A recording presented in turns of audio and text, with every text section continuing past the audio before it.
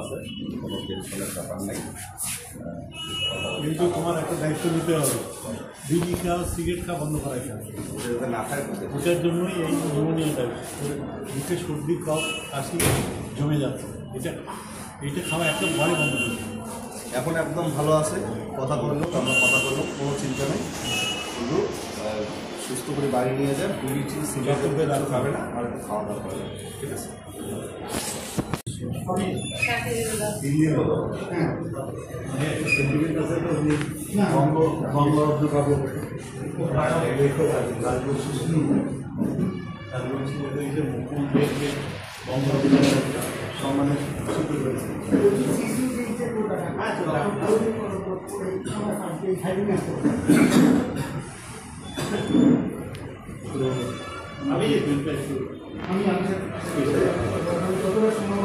একটা 3 ঘন্টা 4 ঘন্টা মেডিকেল বোর্ড করে আপনার স্পেশাল কেয়ার নিয়ে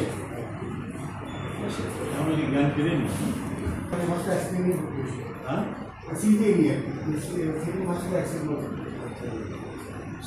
প্রচন্ড শ্বাসকষ্ট হচ্ছিল। ওদের না নিউমোনিয়ার একটা ইয়ে আছে, একজন গুরুত্বপূর্ণ মানুষ, রাজ্যের মাননীয় মুখ্যমন্ত্রী মমতা ব্যানার্জির হাত থেকে বঙ্গরত্ন পুরস্কার তিনি পেয়ে ভূষিত হয়েছেন। তিনি বেশ কয়েকদিন থেকে অসুস্থ ছিলেন, তাকে ইন্ডিয়ান মেডিকেল কলেজ হাসপাতালে ভর্তি করা হয়েছে। সেখানে এখন তিনি ভালো আছেন, ডাক্তারবাবুদের সুচিকিৎসায় নার্সদের পরিচর্যায় ভালো আছেন। আমি পার্থ তাকে দেখতে এসেছিলাম। নাটাবাড়ি বিধানসভা কেন্দ্রের অন্তর্গত কদমতলায় তার গ্রামে, সেই গ্রামে তিনি থাকেন। বাড়ির লোকও চিন্তিত ছিল, কিন্তু চিন্তার কোনো কারণ নেই। তিনি খুব ভালো আছেন, ভালো চিকিৎসা হচ্ছে, খুব ভালোভাবে খুব তাড়াতাড়ি রিকভারি হয়ে গেছে তার।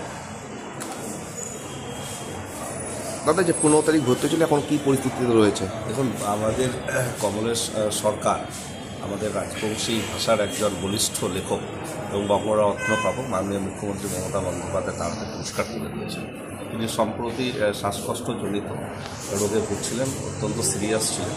গত 2 দিন আগে তাকে ইন্ডিয়ান মেডিকেল কলেজ হাসপাতালে ভর্তি করা হয়। আজকে আমরা এখানে এসেছি, এমএসবিবি সহ প্রিন্সিপাল সহ মাননীয় রবীন্দ্রনাথ ঘোষ মহাশয় সহ আমরা তাকে দেখলাম। আর উন্নতি করছে। আমরা একটা মেডিকেল বোর্ড তৈরি করতে অনুরোধ করেছি তাদেরকে, যে তার যাতে সুচিকিৎসার ব্যবস্থাপনা করা যায়। এবং তিনি আমাদের একজন সম্পদ, আমাদের কোচবিহার তথা উত্তরবঙ্গের। তো স্বাভাবিকভাবে তাকে সুস্থতা করে তোলা এটা আমাদের একটা প্রাইম ডিউটি সকলের। তো স্বাভাবিকভাবে আমরা সেই ব্যাপারটা খোঁজ নিতে এসেছি। চিকিৎসকদের সঙ্গে কথা বললাম, প্রিন্সিপাল এমএসবির সঙ্গেও কথা হলো, তারাও যথেষ্ট তৎপরতার সঙ্গে চিকিৎসা চলছে। আশা করছি খুব অল্প সময়ের মধ্যে সুস্থ হয়ে তিনি বাড়ি ফিরবেন, আবার লেখালেখির কাজে তিনি ফিরে আসবেন।